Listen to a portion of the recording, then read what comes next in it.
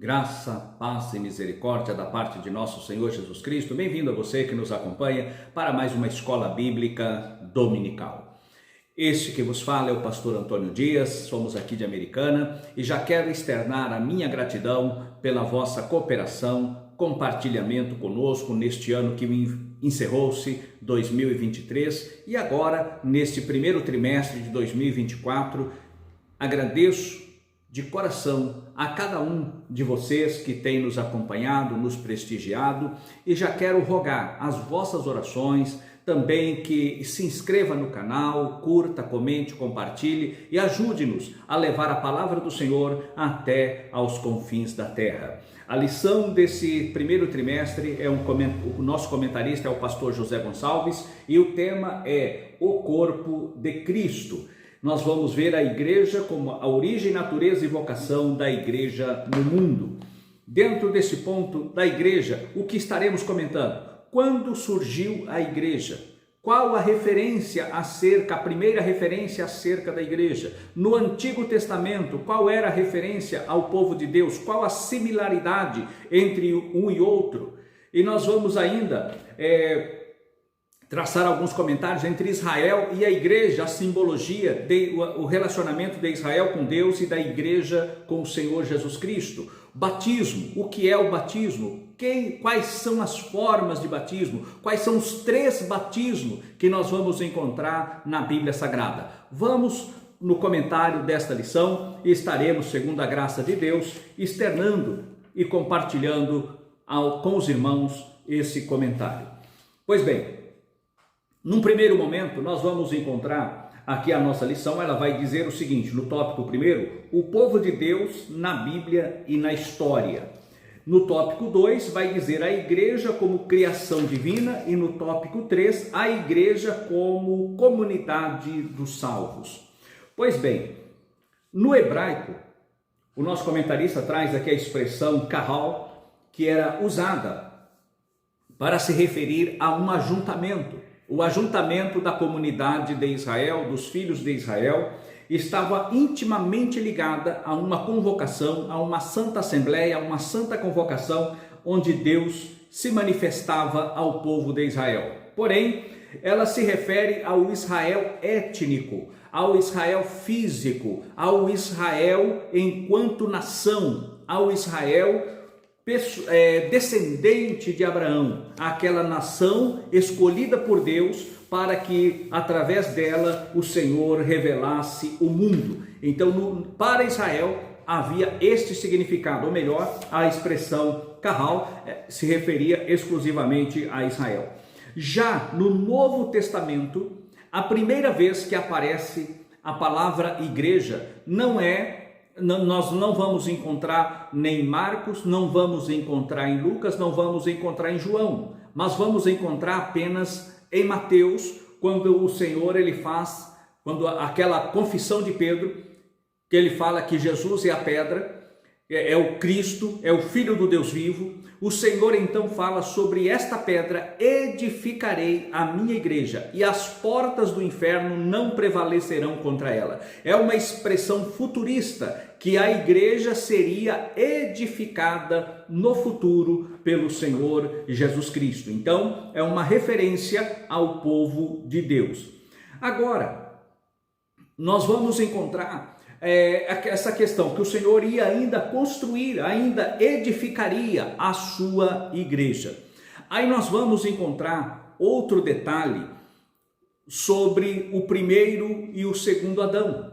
O primeiro Adão foi feito alma vivente. Agora, quando nós vamos para Coríntios, lá no capítulo 15, nós vamos ver que o segundo Adão, ele foi o espírito vivificante. O homem, enquanto ser humano, veio de Adão e de Eva. Agora, no relacionamento espiritual, Cristo Jesus, ele é o segundo Adão, ou seja, o pai de uma nova geração espiritual para Deus.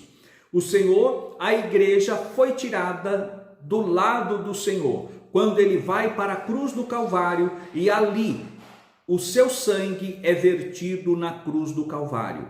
Quando ele derrama, verte o seu sangue, ali ele entrega a sua vida ao Pai. E ao terceiro dia ele ressuscita, ou seja, a igreja saiu de dentro do Senhor. Assim como Adão passou por aquele sono profundo e o Senhor tirou uma costela e da costela fez uma mulher e trouxe para Adão, agora o Senhor, ele passa pelo batismo da morte, ele passa 3 dias e 3 noites no seio da terra, ressuscita ao terceiro dia. E agora o Senhor tira a igreja de Cristo. E nós vamos ver que o Senhor Jesus, ele sopra o Espírito no primeiro encontro que ele tem com seus apóstolos. Ele sopra o Espírito Santo sobre eles. Porém, o Senhor permanece com eles por um espaço de 40 dias. E no Pentecoste, em Atos 2, nós vamos ver que desce o Espírito Santo. O Espírito da promessa é descido lá no Pentecoste, ou seja, a inauguração da igreja. A inauguração da igreja ocorreu no Pentecoste, onde todos foram cheios do Espírito Santo, falaram em outras línguas e profetizaram. Ali nasceu a igreja de Cristo, foi exposta, foi evidenciada ao mundo. Aquilo que o Senhor disse a Pedro que edificaria, agora vemos o mundo então passa a ver materializada a figura da igreja. E qual é a porta de entrada para a igreja de Cristo? Quando acontece isso, que Pedro prega a palavra, então eles entendem, e qual é a mensagem? Entendem a mensagem de Pedro, que ele diz: arrependei-vos dos seus pecados. Quando o homem se arrepende, então ele tem a porta de entrada, que é o batismo, e ali eles foram pelo batismo nas águas. Quando lemos em Romanos, no capítulo 6, no versículo 3 e no versículo 4, nós vamos encontrar: não sabeis que todos quantos fomos batizados em Cristo Jesus, fomos batizados na sua morte? De sorte que fomos sepultados com ele pelo batismo na morte, para que, como Cristo ressurgiu dentre os mortos pela glória do Pai, assim andemos nós também em novidade de vida. Aqui está falando do batismo, né? Quando o homem se arrepende, ele passa pelo batismo nas águas e então ele passa a fazer parte desta igreja, o corpo de Cristo na terra. Posto isso, nós vamos entender ainda que esta era a porta de entrada, a confissão, o arrependimento dos pecados, o batismo nas águas. E quando falamos em batismo, quais são as 3 formas de batismo? Nós vemos o batismo do ministro. Batismo do ministro. Qual é o batismo do ministro? É o batismo em águas. Qual é o batismo do Espírito? É o batismo da alma em Cristo Jesus. Nós somos batizados no sangue de Cristo. Logo, para ser batizado nas águas, primeiramente tem que ser batizado no sangue de Cristo. O Espírito Santo batiza o pecador em Cristo Jesus. Após esse batismo, que é o batismo de redenção, de perdão dos pecados, aí ele passa pelo testemunho público, que é o batismo do ministro, batismo em águas. E para nós que cremos no batismo do Espírito Santo, é Jesus quem batiza com o Espírito Santo. Jesus batiza com o Espírito Santo. O Espírito Santo batiza o pecador em Cristo Jesus. E o ministro batiza o crente em águas. Ou seja, ele batiza o corpo, né? Batiza o corpo, ele não batiza a alma, não batiza o Espírito. Aí, para que possamos entender aqui esses detalhes, se faz necessário ler alguns textos na palavra de Deus. O Senhor Jesus, ele vai dizer lá em Mateus capítulo 28, versículo 19: portanto, ide e fazei discípulos de todas as nações, batizando-as em nome do Pai, do Filho e do Espírito Santo. Nós vemos em Marcos capítulo 16, quem crer e for batizado será salvo, mas quem não crer será condenado. João capítulo 3, versículo 5, Jesus respondeu: em verdade vos digo, que aquele que não nascer da água e do Espírito não pode entrar no reino de Deus. Porta de entrada no reino de Deus é através aqui do batismo. Aí nós vamos em Atos 2:18, 38, nós vamos ver que Pedro recomenda o batismo para aqueles que creram. Quando a casa de Cornélio se converte, 10:48 de Atos, Pedro recomenda o batismo nas águas e batiza nas águas. Nós vamos ver também que lá em Éfeso, ali as pessoas que creram em Cristo foram batizadas nas águas. Agora, Romanos capítulo 6, versículo 3 e 4, nós vamos ver que assim como Cristo, ele morreu, foi sepultado, o crente, quando crê em Cristo, ele é um sinal de morte para o mundo do pecado e um nascimento para uma nova vida em Cristo Jesus. E aí nós vamos em Gálatas capítulo 3 e versículo 27, vai dizer o seguinte: pois todos vós que fostes batizados em Cristo, vos revestistes de Cristo, batizados em Cristo. Quem é que nos batiza em Cristo? O Espírito Santo nos batizou em Cristo Jesus. É chamado o batismo de sangue. E após esse batismo é que ocorre o batismo nas águas. Desta forma, nós temos aqui que a porta de entrada para a Igreja de Cristo é o batismo nas águas. Por outro lado, primeiramente arrependimento, salvação, crer, e depois disso o batismo nas águas. E após o batismo nas águas ocorre então o segundo sacramento, que a Igreja de Cristo tem apenas 2 sacramentos. O primeiro sacramento é o batismo nas águas. O segundo sacramento é a ceia do Senhor, onde há o relacionamento espiritual do corpo e do sangue de Cristo, onde o Senhor Jesus ele fala: todo aquele que este pão é o meu corpo, que é partido por vós, tomai e comei dele todos. E depois ele diz: por semelhante modo, depois de haver ceado, ele toma o cálice e diz: este cálice é a nova aliança no meu sangue, tomai e bebei dele todos. Está mostrando do relacionamento espiritual entre Cristo e a igreja. Aí nós vamos ver que a igreja ela é uma instituição divina. A primeira, lá em Israel, era física. A segunda é espiritual. A primeira tinha a ver com uma etnia. A segunda tem a ver com o novo nascimento, a renúncia voluntária do pecado. A primeira, Israel, foi resgatado do Egito, da escravidão do Egito. A igreja resgatada da escravidão sob o pecado. Lá o Senhor veio e instituiu a Páscoa, que foi o Cordeiro Pascal, que foi morto, sacrificado, e todos os primogênitos morreram, mas os filhos de Israel foram livres. Agora, nós vemos aqui que a igreja, Jesus é o nosso Cordeiro Pascal. Pela sua morte, nós alcançamos a redenção, a libertação do pecado, porque nele cremos, então por ele fomos salvos do pecado, das algemas do pecado. Assim como Israel passou pelo Mar Vermelho, nós vamos encontrar que Paulo ele faz uma referência no capítulo 10 da 1 de Coríntios, que todos foram batizados em Moisés, na nuvem e no mar, uma figura do batismo. Nós também passamos pelo batismo nas águas.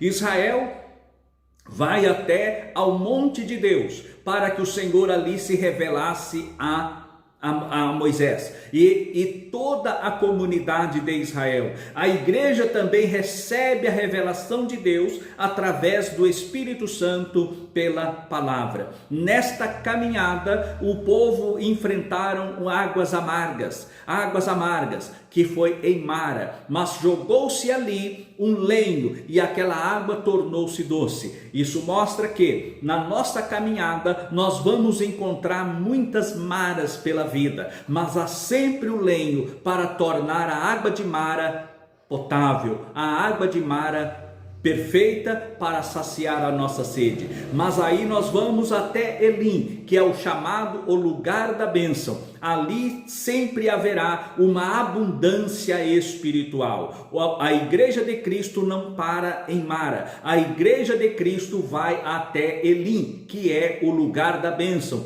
onde havia 12 fontes de água e 70 palmeiras. Israel, ele caminhou pelo deserto, a igreja passa pelo deserto desta vida, mas tem uma terra prometida que nos espera. Nós vamos ver que Israel foi e entrou na terra prometida. A igreja tem uma terra prometida que aguarda, e é o repouso em Cristo Jesus, nosso Senhor.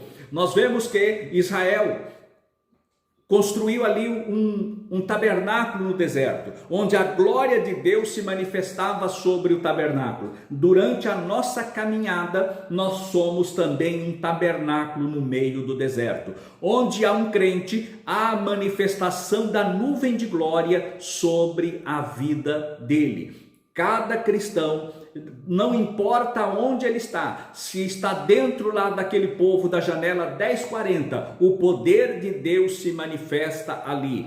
Muitos hoje estão da língua muçulmana, dos muçulmanos estão se convertendo a Cristo, porque começaram a perceber que lá no Alcorão tem milagre do Senhor Jesus, mas não existe milagre de Maomé, mas existe milagre do Senhor Jesus, e que ele nasceu de uma virgem. Aí eles começam, muitos estão agora crendo no Senhor Jesus Cristo.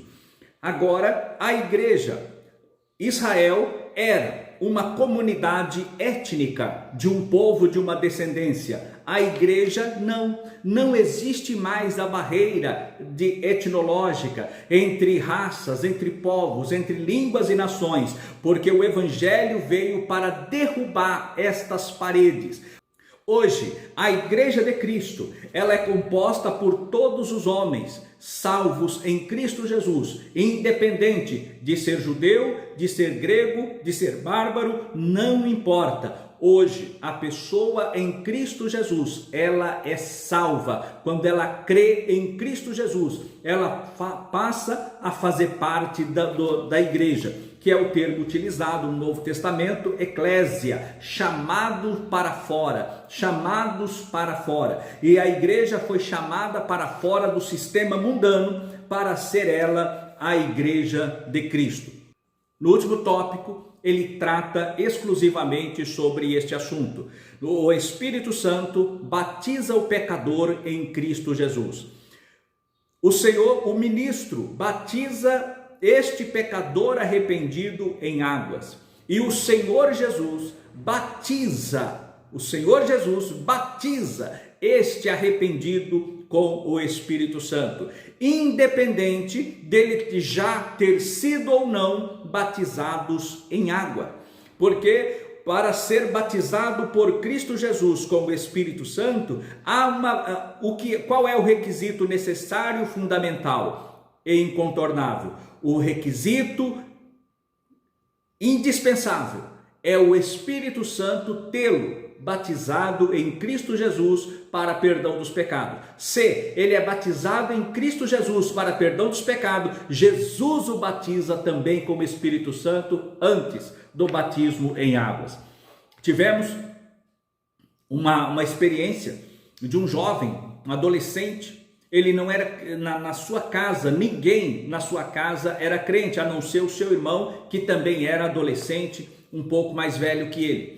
E aquele menino veio para a igreja, aceitou Jesus como seu Salvador, e ainda diante do altar, enquanto orávamos por ele, apresentando ao Senhor, Jesus o batiza com o Espírito Santo. E resultado, este jovem hoje já é um pastor, está em Portugal pregando a palavra de Deus. Isso mostra, irmãos, que o Senhor Jesus, quando ele chama, ele faz algo sobrenatural na vida da pessoa. Ele faz acontecer o sobrenatural na vida da pessoa. Às vezes nós não entendemos o trabalhar de Deus e o projeto de Deus, porque há pessoas que aceitam Cristo, é crente, passa 1 ano, 2 anos, vários anos e não é batizada com o Espírito Santo. E outro na mesma hora já é batizado com o Espírito Santo, porque o Senhor Jesus, ele tem os seus propósitos e ele sabe o porquê de todas as coisas. Assim nós podemos dizer que a igreja, ela surge como ideal de Deus na eternidade e torna-se realidade concreta no Pentecostes. É um dos pontos aqui da nossa lição. E também,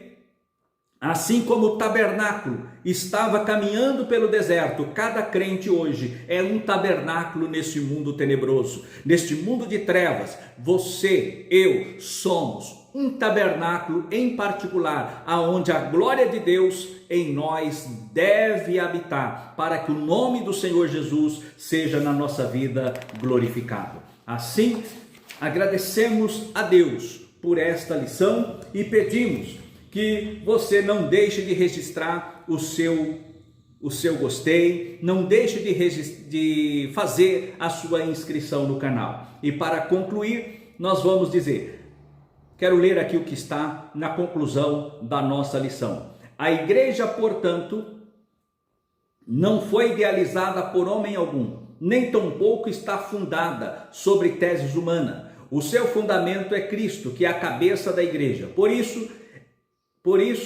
é um grande privilégio fazer parte da igreja, o corpo de Cristo. É um grande privilégio fazer parte da igreja, o corpo de Cristo.